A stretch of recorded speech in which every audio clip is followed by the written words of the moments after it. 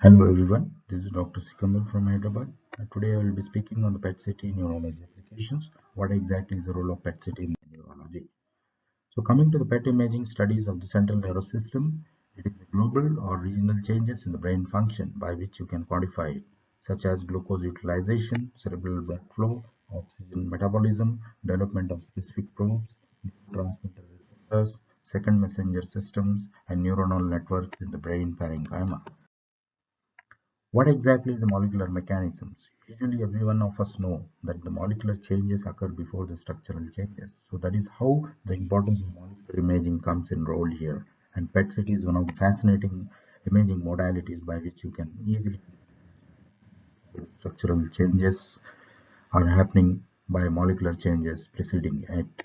So it is helpful for the early diagnosis, targeted treatment management is there, and it is based on the functional rather than the structural measures. So coming to PET tracers, there are a lot of tracers here. The most commonly used radio tracer is FDG. It allows the study of numerous brain functions in a form of normal and pathological conditions, measurement of regional blood flow, glucose metabolism, enzyme activity, protein accumulation, or receptor density in the central nervous system. So there are a lot of entities which are involved in the neurology, the context is oncology, but other than that, there are a lot of things by which you can easily distinguish. That is dementia, for assessment of patient with symptoms of dementia, early diagnosis of dementia, differential diagnosis between Alzheimer's disease, dementia with the Lewy bodies, frontotemporal lobe dementia, and vascular dementia. Coming to epilepsy, this is one of the most commonly applied technique in the pediatric age groups. Relation CT is of not much relevance, but MR also sometimes if you are doing a high resolution MR of the temporal lobe, you are not able to find exactly what is happening. Everything will be normal, volume will be normal. But here you can identify easily the epileptogenic focus by the amount of the viable tissue that is helpful in pre-surgical evaluation of refractory epilepsy, lateralize and localize the functionally impaired regions with normal MR imaging findings. Parkinsonism disorders, differential diagnosis of Parkinsonism, diagnosis of atypical degeneration, multiple system atrophy, and progressive supranuclear palsy. To psychiatric applications, there are depression, bipolar disorders, schizophrenia, stroke, and assessment of the neuronal plasticity.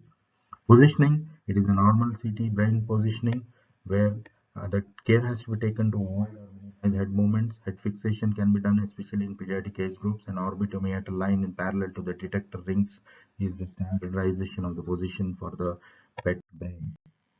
How you are going to quantify it is SUV values helps in assessment of the uptake patterns. SUV ratio is created by unaffected reference region. Quantification of CMR can be performed using arterialized or arterialized blood flow, and per regional analysis can be by manual or atlas based regions of interest.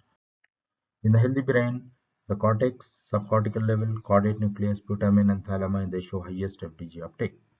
Cerebellum, brainstem, uh, they are little less uptake compared to the cerebral neurocortex and the basal ganglia and the thalamus. This is very important, you should remember, and white matter generally shows low uptake and can hardly be visually distinguished from the adjacent ventricular system. So a lot of things are there, Alzheimer's disease, frontotemporal dementia, and ELB. So there are certain things by which you can easily quantify it. I will be showing in the coming slides here. Then Creutzfeldt-Jakob disease, CJD, Parkinson's dementia, or typical Parkinsonism. There are different patterns of uptake by which you can easily identify this. Coming to neurology application, the most common is neuro-oncology, tumor recurrence versus radiation necrosis, diagnosis and grading, seizure focus identification, dementias, other applications like brain injury in cases of vascular trauma, psychiatric depression, schizophrenia, movement disorders with dopa, infection, substance abuse. Coming to lymphoma, this is a diagnosed case. You have small nodule here, this CT image, this is MR image, and this is a PET image. All three are corresponding CT, MR, and PET, which shows a hypermetabolic nodule here in the left parietal region consistent with the lesion of lymphoma. This is another case, right temporoparietal astrocytoma. This is pre-op lesion here, mild perilesional edema, spectro showing consistent with astrocytoma. This is a post-op images, 3 CT image, no obvious recurrence, PET, no obvious lesion, fused this thing. PET images. So obviously there is no recurrence. In the case of loss of vision, bowel and bladder incontinence since 1 month, frontal lesion, there is extensive displacement, significant edema, ring enhancing lesions here with necrotic areas, perilesional edema. Consistent with the butterfly glioma probably. So this is how the necrotic area doesn't show an uptake, and the amount of uptake is consistent with the amount of the neoplastic capacity. More the malignant lesion, the more the amount of the uptake. This is a small nodular lesion here in the pons, which is very difficult to pick up on the CT, but PET shows a diffuse increase uptake. So you can easily identify a lesion and quantify it by the amount of the uptake. 47 years old post-operative CA breast histopathology infiltrative duct carcinoma with a double vision here because of cellular and paracellular involvement on the right side. So this is a lesion here, and immediately after 6 months there is a complete resolution of lesion, no clinical symptoms are seen.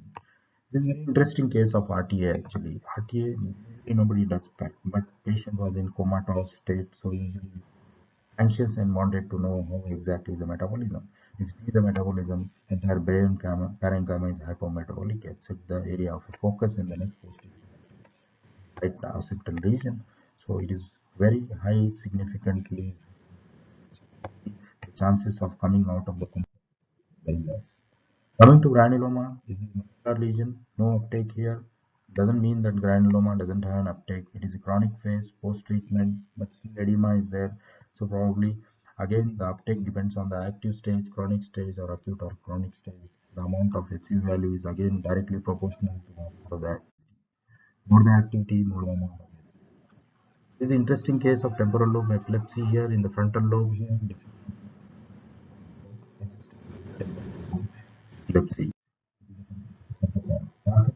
This is hypometabolism here and the posterior frontoparietal cortex here. So this is hallmark of the Parkinsonism. This is another quantification by which you are able to see this is a normal parenchyma, rest of the brain parenchyma is hypometabolic. So these are the normal areas of the uptake which you are able to see in this.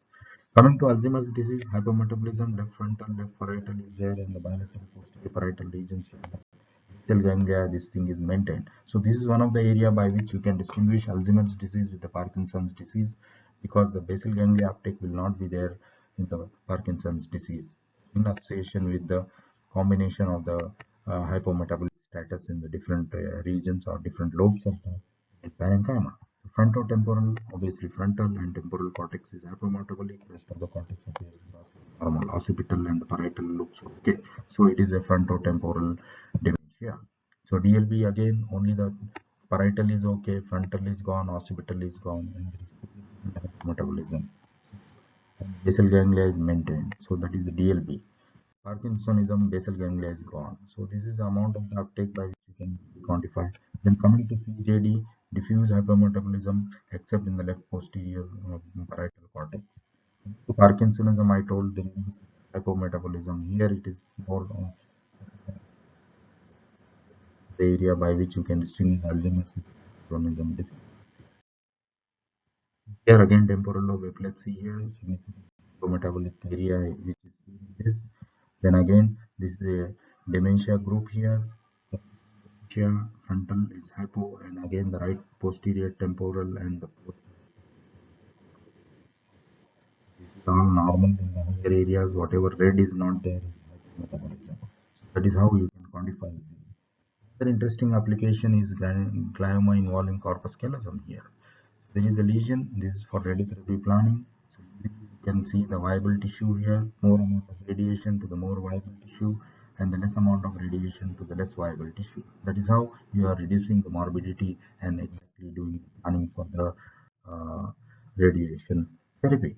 Now coming to nucleides, I just want to focus here. These are radionuclides half-life. So most important here is the fluorine, which is very less. So here it depends exactly. The more the half-life is better actually because this is very less for the imaging purposes. And these are chemical formula. And to the last, I want to see how you are doing automated processing. This is a brain parenchyma, frontal is there, temporal is there, then occipital is there, then parietal is there. It's being done automatically.